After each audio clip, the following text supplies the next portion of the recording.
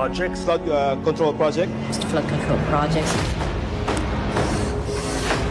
Hindi tama, palpak ang ating flood control program. Meron po tayong 183 billion na budget. Ang DPWH alone, dito sa Bulacan, about 1.7 billion. Pero halos lahat po ng towns, lubog. Napangura na si Majority Leader Joel Villanueva. Took them 2 years bago magawa yung feasibility study. After na magawa yung feasibility study, ginawa ba? Hindi po.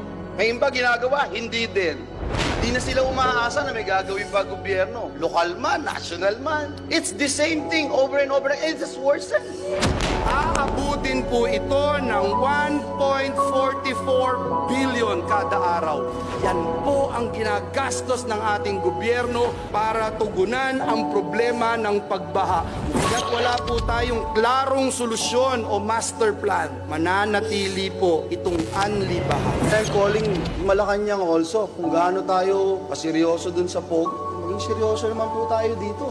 Otherwise, hanggarin na natin itong pondo na to because it's a waste of money. Ako na ho yung makikiusap personal muli sa ikatlong taon na ito na may mangyari na po sa ating mga ginagawa dito dahil hindi ho anli ang pasensya ng ating mga kababayan.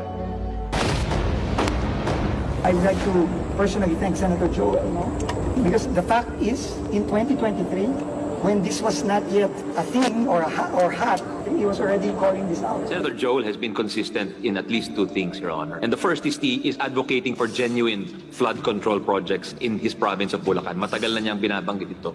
Senator Joel, I attest to the fact na bagyo-bagyo na lang, hindi ko sasabihin taon-taon kasi kung ilang beses tayo daanan ng bagyo, ilang beses din siya tatayo at mag-e-express ng galit sa walang katapusan ng bagyo. Naalala ko lang kasi si Senator Joel, consistent yan doon sa flooding at ayaw niya ng flood control. Ilang taon ko nang naririnig yan na sinasabi niya na ayaw niya ng flood control. Galit na galit siya dahil ang Bulacan nababahaan ng flood control.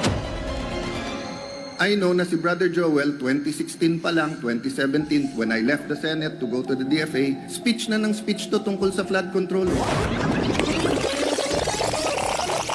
Kasunod ng pagpapalit ng liderato ng Senado, inalitan naman si Senator Joel Villanueva bilang Majority Leader.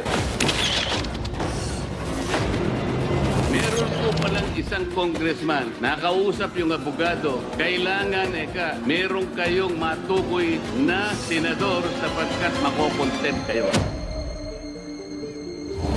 Senator Joel Villanueva, inito na lumabas sa GAA.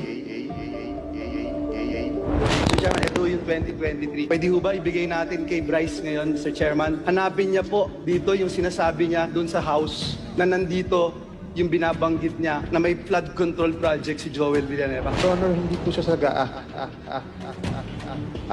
unprogram ng General Appropriation Act ng 2023. Doon po nakasama yung listahan na project po ni Senator Joel. Alam mo, sabi ng boss mo, wala kayong alam. Noong October 2023, member siya ng Commission on Appointment. Patulad kay Joel Villanueva, peke yung resibo, ghost yung resibo. Tignan mo yung laman, member daw siya ng CA, hindi siya member ng CA doon. Mga flood control, notorious na kalokohan pagdating sa flood control.